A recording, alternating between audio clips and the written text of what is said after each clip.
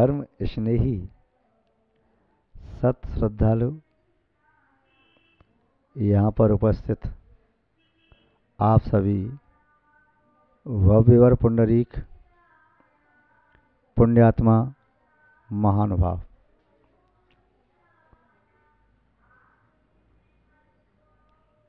जीवन में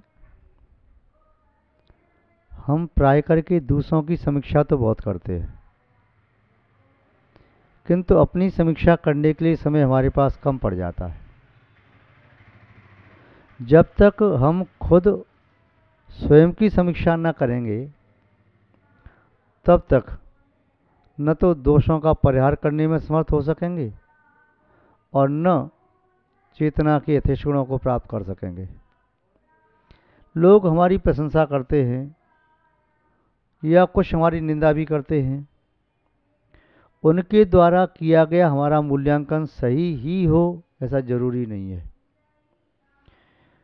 कोई व्यक्ति हमारी विवाहिक प्रवृत्ति को देख करके हमें भगवान जैसा मान करके पूजना चाहता है, तो कोई व्यक्ति हमारे अंदर दोषों को देख करके निंदा करना चाहता है।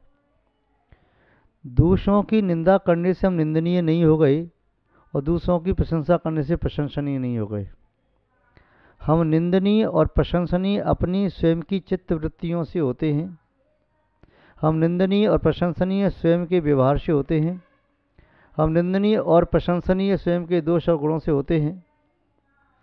यदि हमने वास्तव में निंदा के योग्य कोई कार्य किया नहीं, तब चाहे पूरा विश्व भी हमारी निंदा करता रहे, तभी हमारा किंचित भी अहित नहीं है। और हमारी आत्मा में कोई सुगुण पैदा नहीं हुआ, कोई प्रशंसा के योग्य कार्य किया ही नहीं, तब भी लोग हमारी प्रशंसा करें, तब भी उससे हमारा कोई हित होने वाला नहीं है। हमारी निंदा और प्रशंसा ये सिर्फ हमें हमारे रास्ते तक ले जाने के लिए एक संकेत हो सकती है, किंतु वास्तव में वैसी ही हो जरूरी नहीं है। यदि मैं बुरा हूँ तो मुझे अपनी बुराई स्वयं छोड़नी है, अपनी समीक्षा करनी है कि वास्तव में मैं बुरा हूँ। अब लोग बुराई करें चाहे प्रशंसा करें, किंतु मुझे बुराई छोड़नी ही पड़ेगी। दूसरों के द्वारा बुराई करने से मेरी बुराई दूर नहीं हो जाएगी। दूसरों के द्वारा प्रशंसा करने से मेरी बुराई अच्छाई में नहीं बदल जाएगी, जब तक मैं अपनी बुराई को बुराई के रूप में स्वीकार न कर लूँ। मेरे अंदर अच्छाई है तो उस अच्छाई की सुरक्षा मुझे करनी है। यदि कोई व्यक्ति कहे कि तुम्हारे पास अच्छाई है ही नहीं, उसके कहने से कोई फर्क नहीं पड़ता। फर्क पड़ता है स्वयं के द्वारा स्वीकार करने पर। अच्छाई है तो कोई निंदा भी करे तभी कोई हर्ज नहीं, प्रशंसा करे तभी कोई हर्ज नहीं। अच्छाई है तो उसे स्वयं स्वीकार करके उसकी रक्षा करो। कोई व्यक्ति कह रहा है किसी व्यक्ति से, अरे भाई तुम नमक क्यों खा रहे हो? वह व्यक्ति वास्तव में मिश्री खा रहा है और सामने वाला कह रहा है नमक खा रहा है, मुझे लगता तू नमक खा रहा है। सामने वाले के ये कहने से कि तुम नमक क्यों खा रही हो, उतने कहने से वह मिश्री का टुकड़ा नमक का टुकड़ा नहीं बन गया। और सामने वाला कह रहा है नमक क्यों खा रही हो, यदि वास्तव में वह नमक खा रहा है तो उसके कहने मात्र से उसका नमक मीठा मिश्री नहीं बन जाएगा। मिश्री मिश्री रहेगी, नमक नमक रहेगा। सामने वाला कभी मिश्री को नमक भी कह सकता है, नमक को मिश्री भी कह सकता है, कभी मिश्री को मिश्री भी कह सकता है, नमक को नमक भी कह सकता है। सामने वाले के कहने से कोई अंतर नहीं आएगा जब तक हम स्वयं समीक्षा न कर लें कि वास्तव में हम नमक खा रहे हैं या मिश्री। हम दुखों के साधनों को अर्जित कर रहे हैं या सुखों के मार्ग पर चल रहे हैं। हम अपनी आत्मा को छल रहे हैं या अपने कर्मों को दल रहे हैं। हम वर्तमान काल में क्या कर रहे हैं?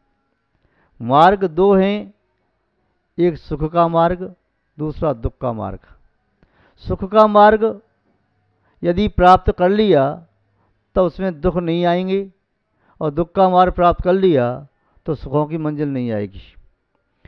पुष्प में से खुशबू निकलती है तो गंदे पदार्थ में से बदबू।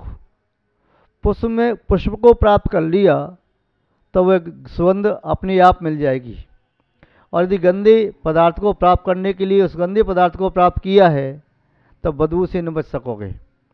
हमारे जीवन का ये जो गणित है वह स्वयं हमें समझना है। हमारे जीवन के बारे में कौन कितना समझता है उस समय कोई फर्क पड़ने वाला नहीं।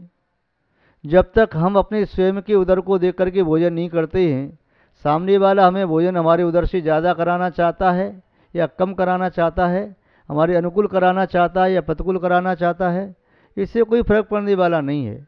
फर्क पड़ने वाला है कि हम अपनी स्वयं की समीक्षा करें, हमारे शरीर के लिए किसकी आवश्यकता है, किस तत्व की हमारे शरीर में कमी आ रही है। तो शरीर के तत्वों की पूर्ति करने के लिए हम उस पदार्थ को ग्रहण करते हैं। कदाचित हमें शरीर में किसी तत्व की कमी है तो डॉक्टर लोग जब कहते हैं टेस्टिंग करके आओ, फिर बताते हैं आपके शरीर में इस वस्तु की कमी है, इस तत्व की कमी है, इस प्रकार का आपको भोजन लेना चाहिए। देह के बारे में बताने वाले डॉक्टर तो हैं, आत्मा के बारे में बताने वाले बहुत कम हैं। और यदि बताते भी हैं तो संकेत करते हुए पूर्ति नहीं कर देते। जैसे वाहिद डॉक्टर शरीर में जिस तत्व की कमी है बता सकता है, पूर्ति नहीं कर सकता। पूर्ति करने के लिए स्वयं ही उस तत्व को ग्रहण करना पड़ता है। ऐसे ही आत्मा में हमारी किस चीज़ की कमी है, किसकी अधिकता है, इसे बताने के लिए हमारे गुरु समर्थ हो सकते हैं। जो पहले केवल ज्ञानी, मन प्रज्ञानी, अवधि ज्ञानी मुनि महाराज होते थे, वो बता देते तुम्हारा इस समय इतना बैलेंस है, पुण्य का इतना है, पाप का इतना है, पाप से बचो। यदि ऐसे क्रम चलता रहा तो नरक में पहुंच जाओगे, यही धारा चलती रही तो पशुगति में जाओगे, यही कार्य करोगे तो देव दुर्गति हो जाएगी, ऐसा करोगे तो कुबो भूमि जाओगे। सब सूत्र दे दिए समीकरण की तरह से। किंतु आज सुत ज्ञानी मुनराज हैं, मति ज्ञानी मुनराज हैं, वे शास्त्रों के आधार से अच्छी बातें बताते हैं कि हमारे अंदर क्या क्या तत्व होना चाहिए। हमारी चेतना में पापों की अधिकता हो रही है, कषायों की अधिकता हो रही है, विषय आसक्ति बढ़ रही है, इसको कम करो। जैसे शरीर में वात पित्त कुपित हो जाता है तब देह रोगी हो जाती है, इसी तरह हमारे जीवन में ये विषय वासना, ये पाप की प्रवृत्ति और कषायों की उत्तेजना ये संतुलन खो देती हैं, तब निस्संदेह आत्मा गर्त में गिर जाती है। इसकी औषधि के लिए सम्यक को प्राप्त करना जरूरी है। सम्यक की औषधि लेना है, सम्यक ज्ञान की औषधि लेना है, सम्यक चारित्र की औषधि लेना है, संयम का पालन करना है, पुण्य तप को स्वीकार करना है, भक्ति को स्वीकार करना है, ध्यान को स्वीकार करना है, वैराग्य को स्वीकार करना है। ये औषधि हैं। इन औषधि का सेवन करने से जो शरीर में प्रवेश कर चुका रोग है वह रोग निकाला जा सकता है। रोग हमारी आत्मा में पैदा हुआ है, आत्मा से पैदा होता है। यह कथनचित सुजाति होने के बावजूद भी आत्मा के लिए घातक है। जैसे अपने वंश में पैदा होने वाला व्यक्ति अपना स्वयं का विरोधी भी हो सकता है, किंतु दूसरे के वंश में पैदा हुआ व्यक्ति मित्र बनकर के हमारी सहायता कर सकता है। शरीर में पैदा हुआ रोग शरीर के लिए घातक है, जंगल में पैदा हुई जड़ी बूटी शरीर के लिए औषधि का काम कर सकती है। ऐसे ही हमारी आत्मा में हमारे विकारी भावों से, राग द्वेष के परिणामों से जो कर्मों का असर हो रहा है, उन कर्मों के उद्देश्य से हमारे परिणाम खराब हो रहे हैं, कषाय की तीव्रता आ रही है, पाप में प्रवृत्ति हो रही है, उन्हें दूर करने के लिए सदगुरु के वचन रूपी औषधि है। वे सदगुरु के वचन हमारी आत्मा से वाह्य हैं, जिनवाणी के वचन आत्मा से वाह्य हैं, जिनेंद्र भगवान के वचन आत्मा से वाह्य हैं, उनकी वीतरागी मुद्रा आत्मा से वाह्य है, किंतु फिर भी उनके निमित्त से हमें वह चीज़ मिल जाती है जो हमारी आत्मा के लिए अत्यंत उपयोगी है। ये ऐसे स्थान हैं वीतरागी देव, यथार्थ जिन वचन और नगंत गुरु, इनके समीप में हमें आत्मा का वैभव प्राप्त करने के सूत्र मिल जाते हैं। इनके पास पहुँच करके सम्यक की प्राप्ति होती है, सम्यक ज्ञान की प्राप्ति होती है, सम्यक चार्थ की प्राप्ति होती है। इनके पास पहुँच करके हमारे अंदर भक्ति का भाव उमड़ने लगता है। इनके पास पहुँच करके हमारा वैराग्य प्रबल होने लगता है। इनके पास पहुँच करके हमारे मन में तप की भावना जागने लगती है। इनके समीप में जाकर के हम तत्व का चिंतन करते हैं, स्वाध्याय की भावना जगती है, परोपकार की भावना जगती है, सहनशीलता आती है, क्षमा भाव आता है, विनम्रता आती है। इसलिए हमें अपनी समीक्षा तो करनी पड़ेगी।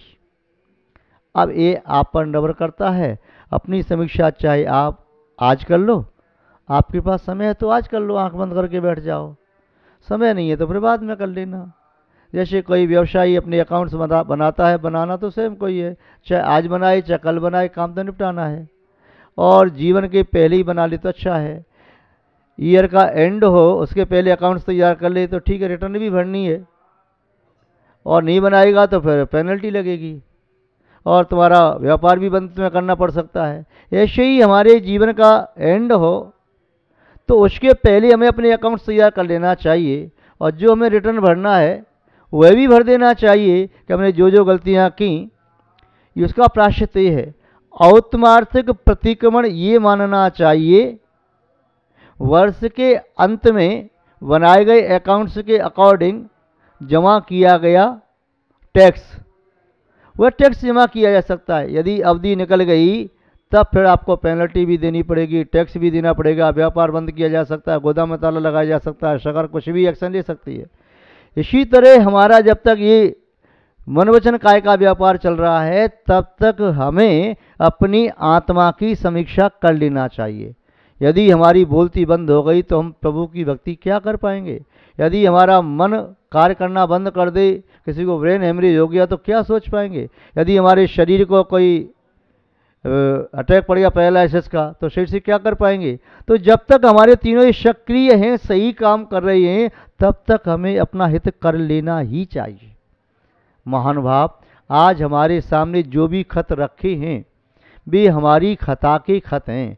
हमने पूर्व काल में कौन कौन सी खता की, उस खता के खत लिख करके हमारे सामने इस वक्त में उपस्थित हुए। अच्छे कार्य किए तो उसके भी पुण्य के फल हमारे सामने हैं, बुरे कार्य किए मन से, वचन से, काय से, धन का दुरुपयोग करके, साधन का दुरुपयोग करके जो जो खताएं की थी, चाहे क्रोध के आवेश में, मान के आवेश में, मायाचारी से, चाहे लोभ से, चाहे स्पर्श इंद्रिय के विषय के पूर्ति करने के लिए उत्तेजित होकर के, चाहे किसी अन्य इंद्रिय की पूर्ति के लिए उत्तेजित होकर के कार्य किए, या हिंसा, झूठ, चोरी, कुशील, परग्रह में डूब करके हमने पाप किए, कैसे भी खता की, उस खता के खत हमने उस समय लिखे थे। वही खत हमारे द्वारा लिखे हुए खत आज हमारे सामने उपस्थित हैं। खता भी हमारी थी, खत भी हमारे थे, आज पढ़ने वाले भी हमें, उसको भोगने वाले भी हमें। जो हमारे खत पर लिखा है वही मिलेगा। हमने पहले लिखा था वह आज मिल गया, उसके अकॉर्डिंग ही हमें मिलेगा। जो हमारे कार्ड पर लिखा है दुकान से सामान उतना ही मिलेगा जितना हमारा पर्चा बना है। सैलरी उतनी मिलती है जितना मैनेजर ने लिख के दे दिया, इनको इतना पैकेज, इतनी सैलरी मिल रही है, उससे कम ज़्यादा नहीं मिलेगी। हमने पूर्व में अपने हाथ से अपने जीवन के खतों पर क्या क्या खता लिखी और क्या क्या हमने अच्छे कार्य लिखे, वह सब हमारे सामने है। खता की है तो सजा भी भोगनी है, अच्छे कार्य किए तो उसका पुरस्कार भी मिलना है। हमारी खता के खत जब हम ही खुद न पढ़ेंगे तब निस्संदेह मान लेना दुनिया के लोग चिल्ला चिल्ला करके हमें सुनाएंगे। अच्छा तो यही है कि दुनिया के लोग चिल्ला चिल्ला करके हमें सुनाएं, हम सोते को जगाएं, उसके पहले अपनी खता के खत हम स्वयं पढ़ना प्रारंभ कर लें। हमारी क्या क्या खता है स्वयं समझ लें, स्वयं जान लें। खता की है तो सजा भोगनी पड़ेगी। वेगवती की पर्याय में सीता के जीव ने सुदर्शन मुनि सुदर्शना आर्यका की निंदा की थी, अपवाद लगाया था, जिसके कारण सीता के भव में उनके शील में भी अपवाद लगा। द्रौपदी के जीव ने पूर्व भव में ऐसा कृत किया जिस कारण उसे इस भव में भी शील में दोष नहीं लगा के अपवाद को सहन करना पड़ा। राजा श्रीकंठ ने मुनि महाराज को देख करके तपस्या कर रहे थे, पहाड़ की चोटी पर खड़े थे, पसीना बह रहा था, धूल के कण चिपक रहे थे, धूल भी बह रही थी, ऐसा लग रहा था जैसे कुष्ठ बह रहा हो। श्रीकंठ राजा शिकार करने जंगल में गया, मुनिराज को देख कर कहता है देखो ऐसा लग रहा कुष्ठ रोगी जैसा। और साथ में 700 सैनिक थे, उन्होंने ताली बजा दी थी। वह श्रीकंठ राजा इतना कहने से, मुनि का अपमान करने से, अगले भव में श्रीपाल राजा हुआ, कुष्ठ रोगी हुआ, मैना सुंदरी का पति। और 700 व्यक्ति ताली बजाने वाले वे थे, वह भी कुष्ठ रोगी हुए। स्वयं की खता थी, पत्र खुद ही पढ़ना पड़ा। जो कुछ भी कृत किया है, बुरा कृत किया। लक्ष्मीमती ने कनकोदरी ने लक्ष्मीमती के साथ सौत का डहा करके भगवान की मूर्ति को 22 घड़ी के लिए छुपा दिया था, तो अपने अंजना की पर्याय में 22 वर्ष तक पति वियोग सहन करना पड़ा। चाहे प्रद्युम्न को सहन करना पड़ा, चाहे अन्य पुरुषों को सहन करना पड़ा। अकृत पुण्य ने पूर्व में किसी सेठ ने अपने मंदिर की व्यवस्था उसके हाथ में सौंप दी, पूजा पाठ करना, उस मंदिर के धन को जुआ खेल करके हार गया, व्यसनों में व्यय कर दिया, जिससे मर करके नरक में गया, पुनः वहाँ से अनेक योनि भ्रमण करता हुआ अकृत पुण्य हुआ। जिसके घर में खाने को दाना नहीं, जन्म के पूर्व पिता का देहावसान हो गया, जन्म के बाद उसकी संपत्ति सब नष्ट हो गई, उसकी माँ उसे लेकर के गांव गांव घूमती है, उसका नौकर वह इतना बड़ा है अब कि अकृत पुण्य अपने नौकर के यहाँ नौकरी करने गया। महानुभाव, कर्म किस प्रकार से फल देते हैं, कहाँ देते हैं, कब देते हैं, कौन जानता है। खता हमारी है। पुण्य भी जब किया, अकृत पुण्य ने मुनि महाराज के आहार की एक दिन अनुमोदना की थी, जिसके कारण वो धन्य कुमार बना। बाहुबली के जीव ने, भरत के जीव ने, या अनंत और वरवीर अच्युत के जीव ने, ऋषभदेव के जीव ने, या राजा शंस के जीव ने पूर्व में मुनि महाराज के आहार दान को दिया या अनुमोदना की, जिससे जीव मोक्षगामी जीव बने। कोई भी पुण्य कार्य करते हैं, उसका फल भी नियम से मिलता है। हम आपसे इतना कहना चाहते हैं, खता हमने की है, खता के खत हमने लिखे हैं, उन खता के खतों को हम ऐसे खत्म नहीं कर सकते। खत को खत्म करने से खता खत्म नहीं होती। खता खत्म करने से खत खता के नहीं लिखे जाएंगे। इसलिए अपनी खता को स्वीकार करना ही खता को खत्म करने का मार्ग है। खता को तुमने खत्म नहीं किया तो खता तुम्हारा खात्मा कर देगी। खता के खत जलाते जलाते अनंत भव निकल गए, किंतु खता को न जला पाए। अब यह भव प्राप्त किया है, देव शास्त्र गुरु का सानिध्य मिला है, अच्छा कुल मिला है, निरोग शरीर मिला है, दीर्घ आयु मिली है, इतनी बुद्धि मिली है कि धर्म की बात समझ में आ रही है। आज के पहले समझ में बात नहीं आती थी। ये सब कुछ मिल गया, तब तो मेरा आपसे इतना ही निवेदन है कि आप इन सब साधन सामग्री का दुरुपयोग न करें। एक दिन अपने शाश्वत वैभव को, शुद्धत्व को प्राप्त कर लोगे। हम आपके प्रति ऐसी भावना भाते हैं कि आप भी आत्मा के समग्र वैभव को प्राप्त कर सकें, हम भी आत्मा के वैभव को प्राप्त कर सकें। इन्हीं भावनाओं के साथ हम आपको बहुत बहुत आशीर्वाद देते हुए अपनी शब्द श्रृंखला को विराम देते हैं।